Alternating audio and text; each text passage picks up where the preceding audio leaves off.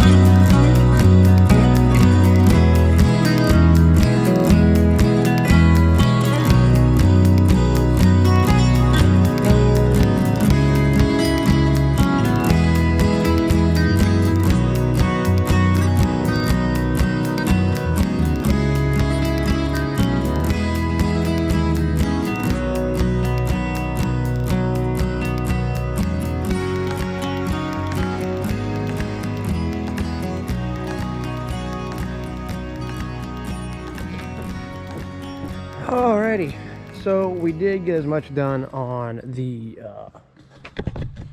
clearing project there as we were able to. The ground over there just got so dang dry, kind of the same thing as last year when we were up on what we dubbed the Dust Bowl. You go back to the very beginning of the channel, you'll see those videos. Go back and watch them. There's a lot of clearing and dozing action, and we were running a Cabelco 170 then, and a lot more of the type of video that I wish I could be making right now. Big project, big road building project, clearing, all kinds of stuff.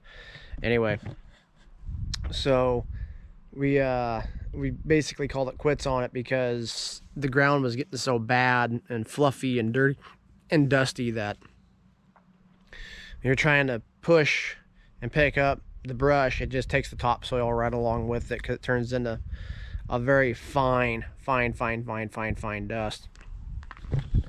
We kind of had the same thing going on over here, just packing the dirt from down here to up here. And we've had this sprinkler going pretty hardcore to try and tame it down, and it finally just got to it, but you can see it won't take very much to get it back. So what we told the customer is, said, hey, you know what, we've gone as far as really we can go until we get some rain and the dust settles down, and then when the dust settles down, we'll be able to come back and clear more. We actually got it pretty cleaned up. That was my main focus, was to get it to where she could walk on it. You know, she wants to be able to go walk around on it and stuff, and not break her ankle. So that's what basically the whole purpose of the track steer over there was for, is to just speedily go across there and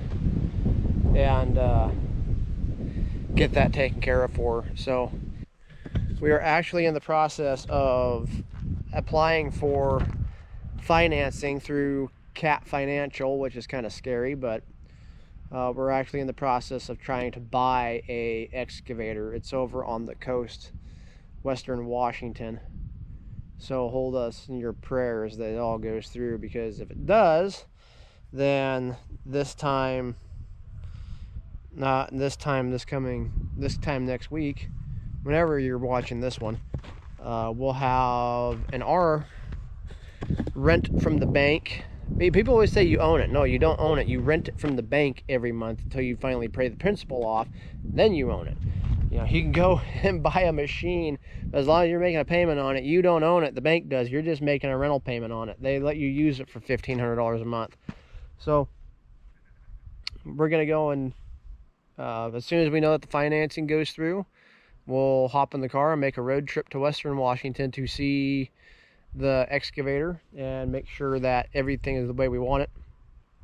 As I already talked to the salesman and said, hey, I don't want to even waste the time of driving over there with gas prices being the way they are to look at the machine, get my heart set on it, and then, you know, be told that it's not going to go through. So we will see what happens there.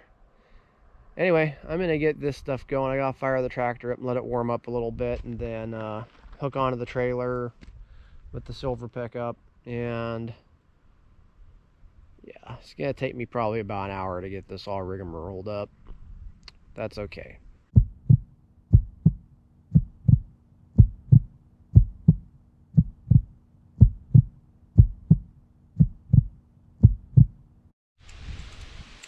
What are we doing today? Well, today I am doing a massive amount of damage control. We got the job done over there as best as it's going to turn out. I didn't get any after video of it because it was just so damn dusty. So we got that job over there as good as it's going to get until some rain lands on it, which it looks like over there might be getting a little bit of rain. Might not. Might have some late summer storms moving through.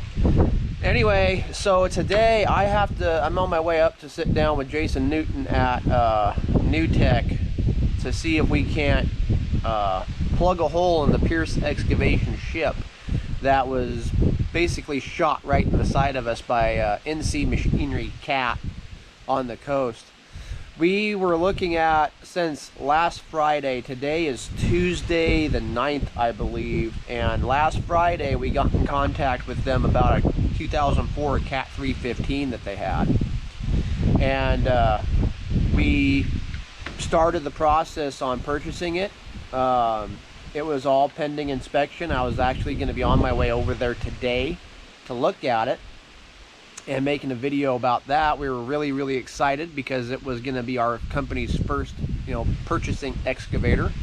Instead of renting and leasing, we were actually going to be making payments to own the machine. And yesterday the salesman was really hard to get in touch with all day. I had a couple of questions. I called him at 9 o'clock in the morning. He didn't get back to me until 11. And then I had a couple of questions. He said, well, I got to ask a different rep that knows more about the machine than I do. I didn't hear back from him until dang near 3:15. And when I did finally hear back from him, he goes, oh, I need you to, above all else, I forgot to tell you last Friday, but I need you to send back the PO. That way it holds the machine for you. It's like, oh, okay. He goes, yeah, sorry, man, but I forgot to tell you that. And somebody else, it looks like somebody else might have bought the machine because they just had a PO come in for it 15 minutes ago. So long story short, somebody else bought the excavator because the salesman that we were dealing with, I don't know. It wasn't the salesman experience that I'm used to, that's for sure. Shout out to New Tech. So all this work I had lined up for the machine that we were going to buy, I actually had a truck on the line to be able to ship it over here by the end of the week. He was going to pick it up on Thursday and bring it over Friday, drop it off, because he had another load lined up to be able to haul back from Spokane. It was going to, it was going to be great. We lost out. Salesman, the salesman, I don't know. I'm not trying to dock on anybody. I'm not trying to dock on a business. I'm not at all. But the cat needs to think about their customer service a little bit more, other than their size. I think that's the only thing that gets them business at this point, is their name. So we don't have an excavator, and the problem with it is I didn't put my name on the 130 for some of this work we got coming up, because I thought we were buying an excavator because it was in the bag. Literally it got sold out from underneath of us in 15 minutes, right out from underneath of us. And yeah, it was kind of a life and death moment for my business. We're getting work lined up all over the state for that thing, and now we're kind of having to pull a hold pattern on a lot of it until we can figure out what we're doing as far as a machine. We've been looking at taking on and looking for work on the coast, Western Washington, to help get us through the winter, so that we don't have a 6 months of sitting around doing nothing. And now we're kind of hesitant because there's nothing for rent on the coast, there's nothing for lease on the coast. There's the prices are all very different. It's a lot harder to get work sometimes when you're renting because your cost of operation is so high. And that's that. So we're kind of screwed. I'm gonna go talk with Jason because he said we should talk. So I'm gonna head up there today, see what he has to say, and then go from there. And you guys will probably see that in a different video, because I'm gonna tie this in with the little bit of track steer footage that I got off the job the other day. So anyway, guys, hold us in your prayers, because this is honestly kind of a sticky situation that I gotta navigate through, and I'm probably gonna spend this entire week trying to navigate it. Anyway, we'll let you know what happens.